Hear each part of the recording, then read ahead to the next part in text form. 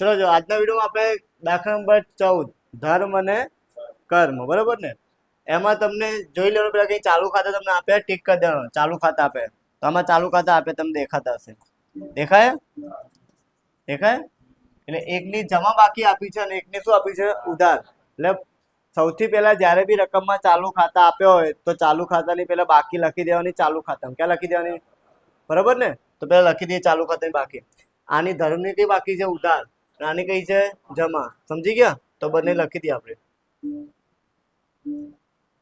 ચલો અહીં લખીએ આ મૂડી ખાતા ધર્મ અને કર્મ શું છે ભાઈ? અહીંયા ચાલુ ખાતા, બરાબર. ચલો અહીં લખીશું બાકી આગળ લાવ્યા. કોણ છે ભાઈ? કર્મ ને?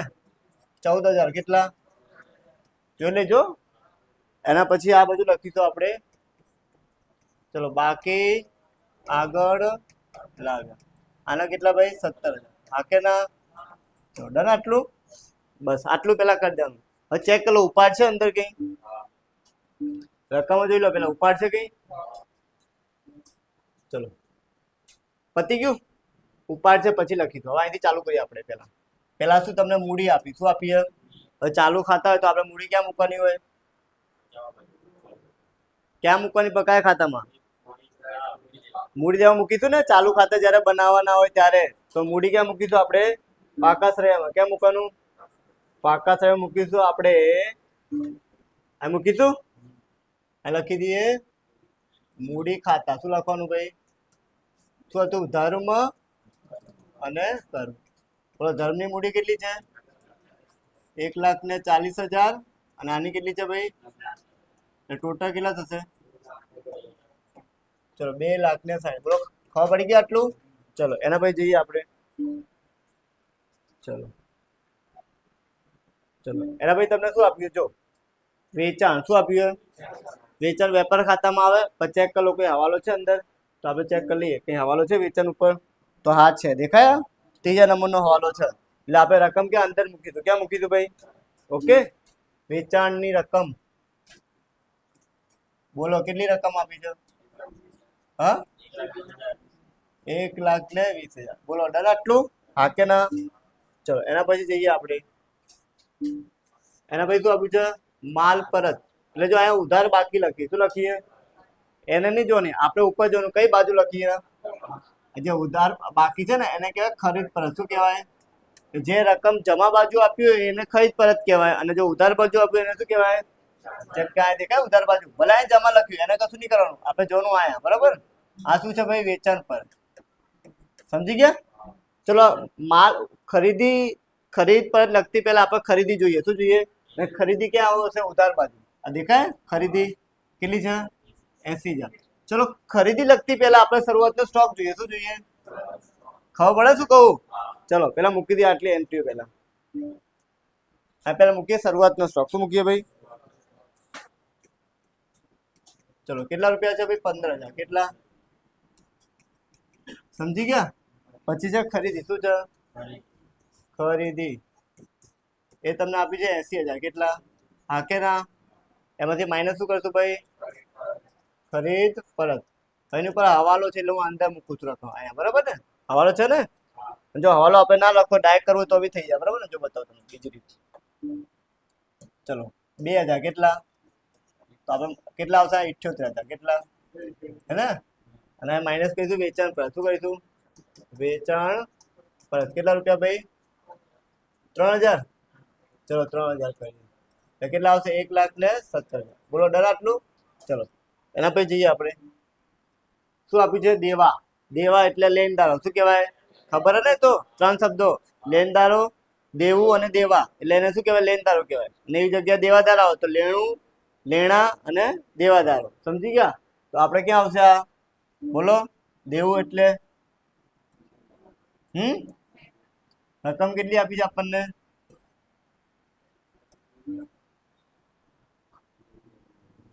રકમ 79,000. બોલો ડન આટલું? ચલો લખતા જઈએ પરિવાર. બોર્ડ ઉપર ધ્યાન બધાનું. ચલો એના પછી તમને આપી છે મજૂરી બાકી દેવા. શું આપ્યું છે? હવે આ જે રકમ તમને આપી છે ને એમાં એવું લખ્યું છે મજૂરી. શું લખ્યું? એટલે તમે લોકો એવું સમજશો કે આ મજૂરી ક્યાં આવે? વેપાર ખાતામાં. પણ આ વેપાર ખાતા વાળી મજૂરી નહીં. આ શું લખ્યું હે ને? કેટલા રૂપિયા? 7,700. એ આવશે મૂડી દેવામાં. ક્યાં આવે ભાઈ? ક્યાં આવશે? તો લખી દે આપણે મૂડી દેવામાં. ચલો, મજૂરી બાકી દેવા ને, મજૂરી બાકી દેવા. બોલો ડન આટલું? 700 રૂપિયા. કેટલા ભાઈ? હા કે ના? ચલો એના પછી જઈએ આપણે. ચલો પછી તમને લોન આપીએ 30,000 રૂપિયા. કેટલી દેખાય? લોન કેટલી આપીએ? 30,000. લોન ક્યાં આવે? કોઈ બી. બરોબર ને? હવે અમે ટકા બકા આપ્યા નહીં તો આપણે કેટલા ટકા કરવાનું? 6% કરો ને 1800 આવે. કેટલા આવે? હા કે ના? હવે લોનનું વ્યાજ જો કે લોનનું વ્યાજ તમને આપ્યું છે. આ દેખાય લોનનું વ્યાજ? દેખાય ને? હવે જે ધર્મ છે શું છે? એની પાસેથી એટલે કે એને કેટલા ચૂકવાના હતા? લોનના કેટલા આપવાના હતા? 1800. કેટલા? પણ એને પહેલેથી કેટલા આપી દીધા? હવે કેટલા આપવાના રહ્યા? એટલે 600 રૂપિયા લોનમાં પ્લસ કરવાના. સમજી ગયા? ચલો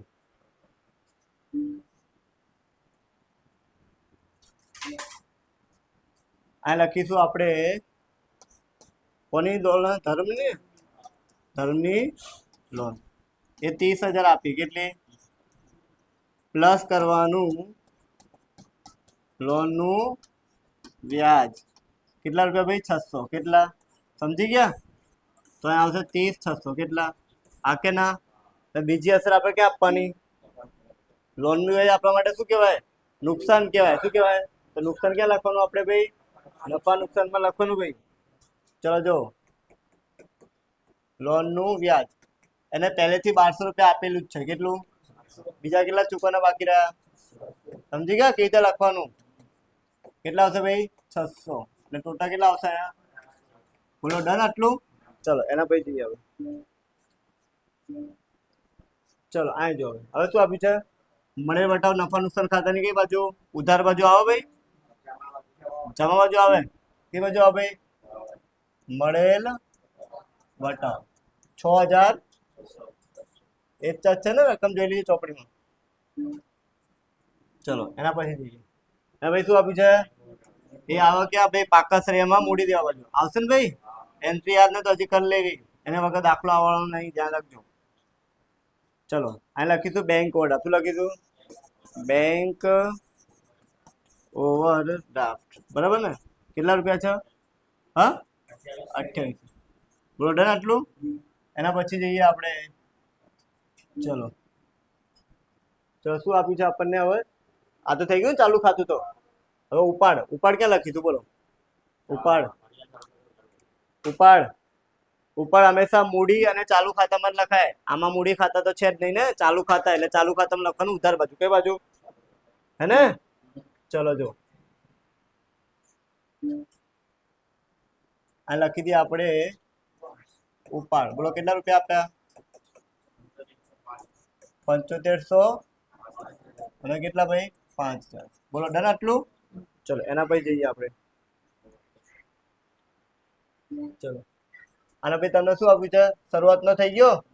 આ બી થઈ ગયું. આ બી થઈ ગયું. આ બાકી દેવું. દેવું એટલે કહેવાય દેવાદારો. શું કહેવાય ભાઈ? સોરી. ઓકે આ ભૂલ છે ને. આ લેણું લખવાનું. શું લખવાનું ભાઈ? લેણું. બરોબર. લેણું એટલે શું કહેવાય? દેવાદાર. શું કહેવાય? કેટલાના આપ્યા? ચેક કરજો બુકમાં. 27,400. રકમ અંદર લખીશું કારણ કે એની પર હવાલો હશે. બરોબર ને?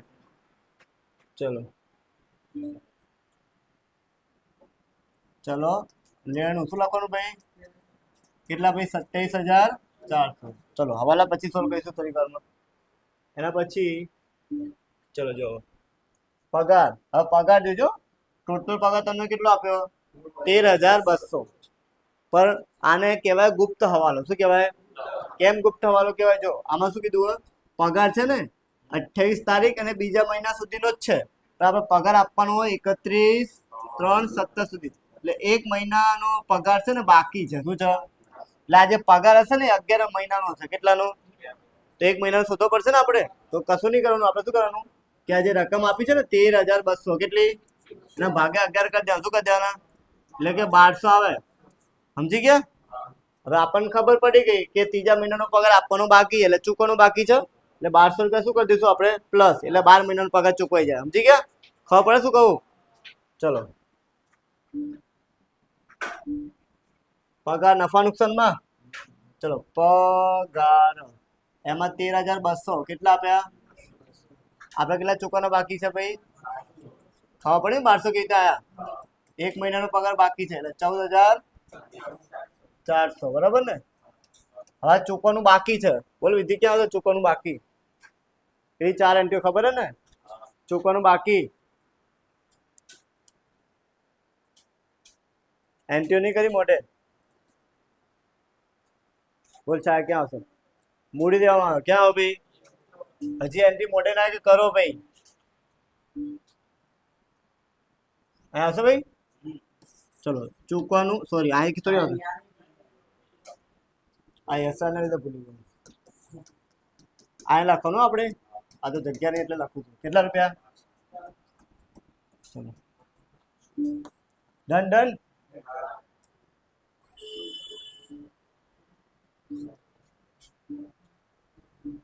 ચલો આ જો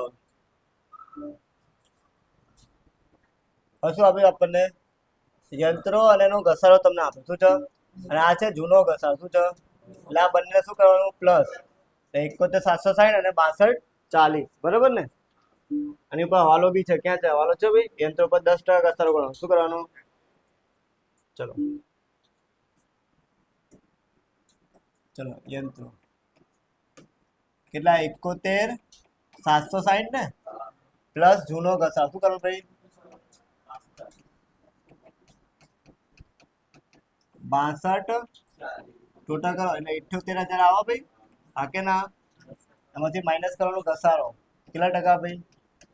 10% એટલે 7800 આવો. ચલો માઇનસ આવો 70,200 ડન. અને બીજી એન્ટ્રી આપીશું આપણે. હા કે ના? એ ક્યાં આવશે ભાઈ? નફા નુકસાન. ક્યાં આવો ભાઈ? હે ને? ખબર પડે છે? યંત્રનો ઘસારો જેટલો લખે એટલો લખો. 78 કેટલો થઈ ગયું? ચલો જોઈએ હવે બીજી એન્ટ્રી. ચલો હવે શું આપ્યું છે આપણને? મકાન. મકાન ઉપર હવાલો છે નહીં ને કઈ? ચલો મકાનના કેટલા રૂપિયા આપ્યા આપણને? 80,000. કેટલા? મકાન ક્યાં આવશે ભાઈ? મિલકતમાં. ક્યાં આવો ભાઈ? ત્યાં જ આવશે ને મકાન. ચલો મકાન 80,000 રૂપિયા. કેટલા? ચલો એના પછી જઈએ આપણે. ચલો અહીં જો હવે પૈસા આપ્યું છે મજૂરી 100 રૂપિયા. કેટલી મજૂરી? ક્યાં આવશે ભાઈ? વેપાર ખાતામાં. ક્યાં આવે ભાઈ? વેપાર ખાતામાં આવે ને? એટલે લખી દઈએ મજૂરી. કેટલા રૂપિયા? 1600. ચલો એના પછી જઈએ. ચલો પછી શું છે ભાઈ? વીમા પ્રીમિયમ કેટલું છે? હવાલો છે કોઈ વીમા પ્રીમિયમ ઉપર? જોઈ લો નહીં ને? તો લખી દઈએ પેલા નફા નુકસાનમાં. ક્યાં આવો ભાઈ? વીમા પ્રીમિયમ. વીમા પ્રીમિયમ કેટલા રૂપિયા? 1800. ડર આટલું. ચલો એના પછી તમને શું આપ્યું છે ભાઈ? આપેલ વટાવ કેટલો છે ભાઈ? 3200. એ બી નફા નુકસાનમાં જ આવશે. હા કે ના? ચલો અહીં લખી દઉં આપેલ વટાવ 3200 રૂપિયા. કેટલા? ચલો એના પછી તમને આપી લોનનું વ્યાજ તો થઈ ગયું ને? ફર્નિચર બાકી હવાલો છે ફર્નિચર પર નહીં ને? 87,000 છે ને ફર્નિચર. ચલો ફર્નિચર લખીએ મિલકતમાં. ક્યાં લખીએ ભાઈ? ફર્નિચર કેટલા ભાઈ? 87,000. ચલો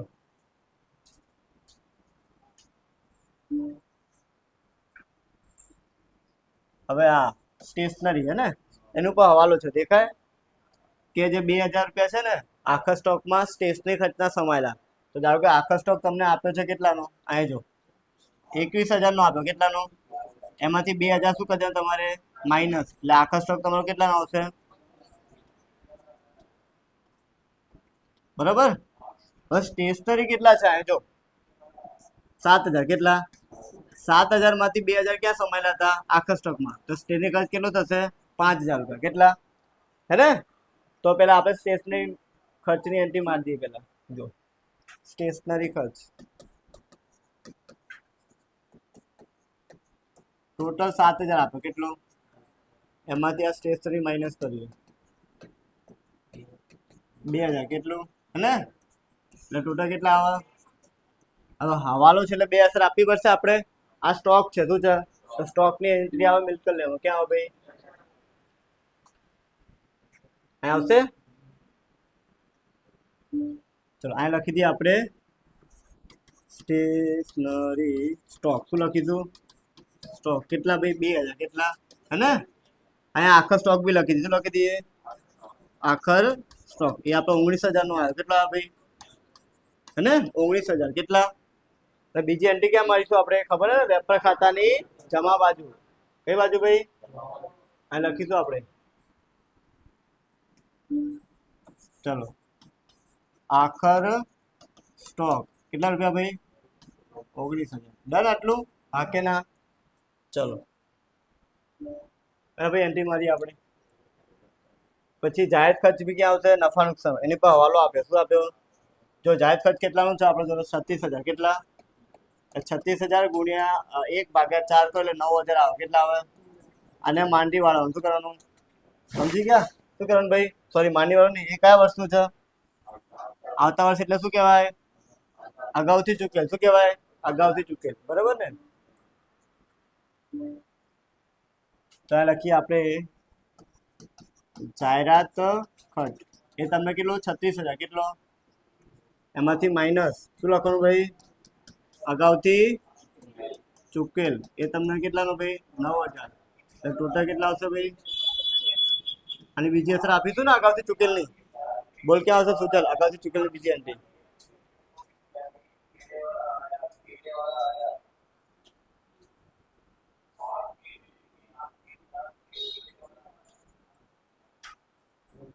મિલકત લેવા ક્યાં ભાઈ?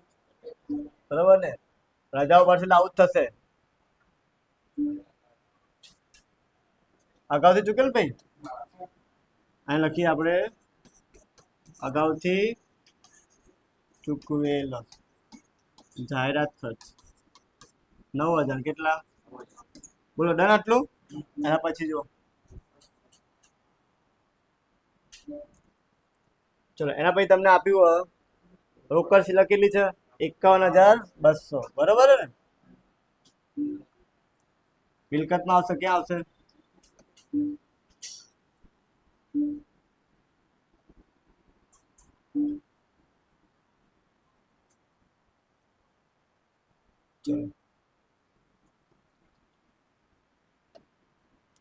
રોકડ શિલ્લક. બરાબર? કેટલા? ચલો બધી એન્ટ્રી પતી ગઈ? હા કે ના? પતી ગઈ બધી એન્ટ્રી? ચેક કરો હજી બી કોઈ બાકી રહી ગઈ હોય તો.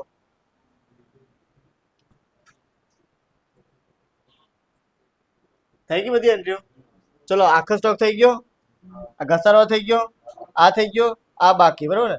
અમે એવું લખ્યું 1,000 નું ઉધાર વેચાણ ભૂલથી ક્યાં નોંધ્યું છે? તો જો શું કરવાનું? તો આમાં તમારે પ્લસ કરી દે. શું કરવાનું? ભૂલથી નોંધે. શું કરવાનું? કેટલા રૂપિયા? 1,000. કેટલા? 1,000 જ છે ને? બાર કેટલા આવશે ભાઈ? 89 ને. આમાં બી શું થશે? પ્લસ જ થશે ને? નહીં નોંધેલ વેચાણ હે ને? ચલો કેટલા રૂપિયા? 1,000. એટલે 1,00,000 ને કેટલા આવશે? 18,000. ખબર પડી તમે લોકોને? આ શોર્ટ રીત. બરોબર ને? બંને પ્લસ પ્લસ કરી દેવાનું. સમજી ગયા? એ તો કીધું શોર્ટ રીત.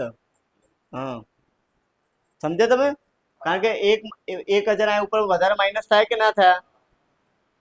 થાય કે નહીં? તો પ્લસ કરવા પડશે ને? ભૂલ છે તો હું 2,000 પ્લસ કરું તો આન્સર કેટલો આવે?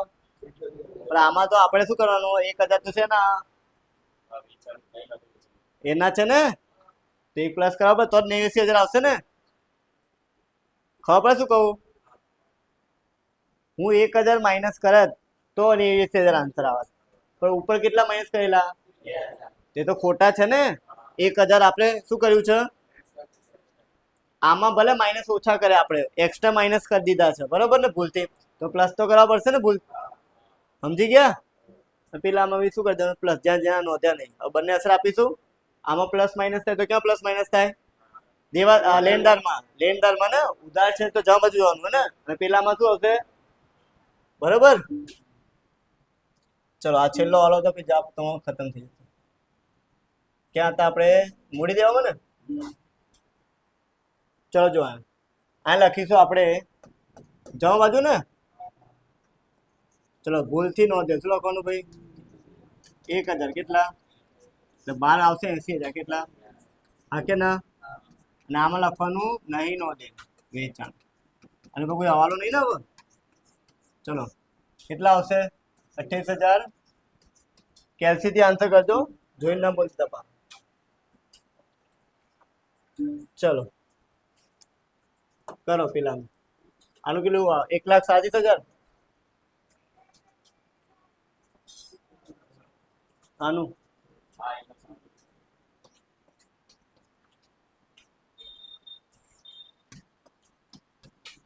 કરો માઇનસ.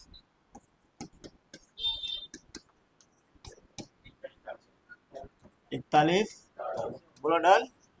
આને લઈ જઈએ આપણે ક્યાં ભાઈ? નફા નુકસાન ક્યાં લઈ જઈએ? કાચો 41,000 કરો ટોટલ 28,000. મને કેમ લાગે ખોટું? આ સાઈડ નું વધારે આવશે ભાઈ, આ સાઈડ નું 65,000. 65,000 હા 61,000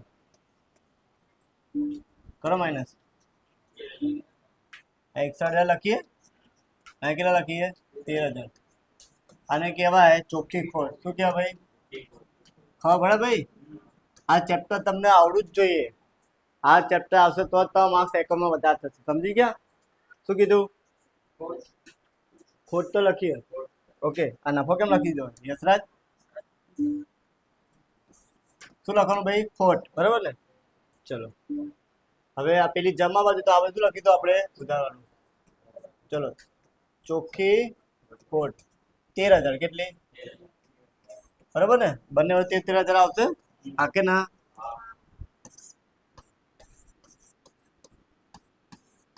બરાબર. આને કહેવાય વેચણી પાત્ર ખોટ. શું કહેવાય ભાઈ?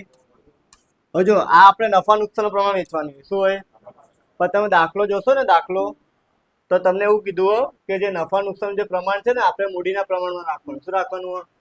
જો બતાવો, આ દેખાય હે ને? દેખાય મૂડીના પ્રમાણ? તો આપણે મૂડી જોઈએ. મૂડી આવી જો દેખાય? મૂડી આ રહી. પછી સરખા સરખા 0 કાપી કાઢો એટલે કેટલા? 14 અને 12 વધ્યા. કેટલા વધે? 7 દુ 14 થાય, 6 દુ ને 12. આ ગયા એટલે કેટલા આવશે ભાઈ? હા કે ના? હવે વેચી નાખીએ આપણે એ પ્રમાણમાં. ખબર પડે કીધું ઉદ્યોગ આપણે પ્રમાણ. સરખા સરખા 0 કાપી કાઢો. બરાબર ને? ચલો વેચો.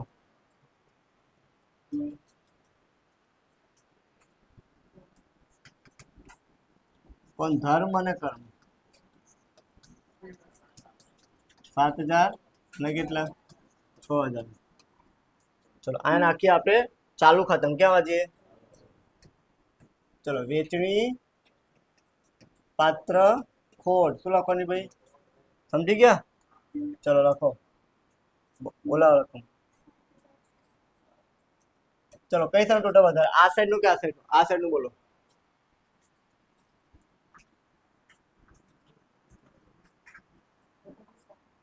₹31,000 ના 31,500. ઓકે હા ચલો રાખો. ચલો 7,000 અને 6,000. બરાબર. અહીંયાથી કેટલા આવશે? 31,500 અને 31,500. આ સાઈડ નું ટોટલ વધારે ને આ બધું? હા કે ના? એટલે 3,000 આવો. આને કહેવાય ચલો બાકી આગળ લઈ ગયા. બરાબર ને? આને શું કહેશું આપણે? બાકી આગળ લઈ ગયા. ક્રોસ એન્ટ્રી નાખો. શું કરવાની? આ ઉધાર તો જમા, જમા તો ઉધાર.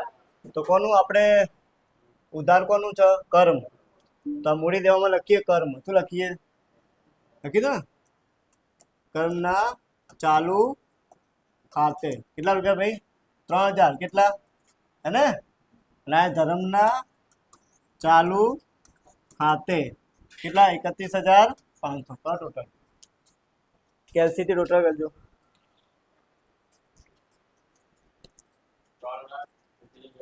હા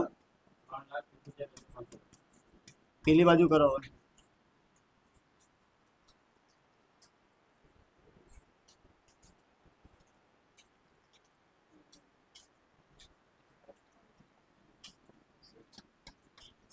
બરોબર છે ભાઈ હા કે ના ઓકે તો આની સાથે આપણો વિડીયો પૂરો થાય આઈ હોપ તમને ખબર પડી હશે બરોબર ને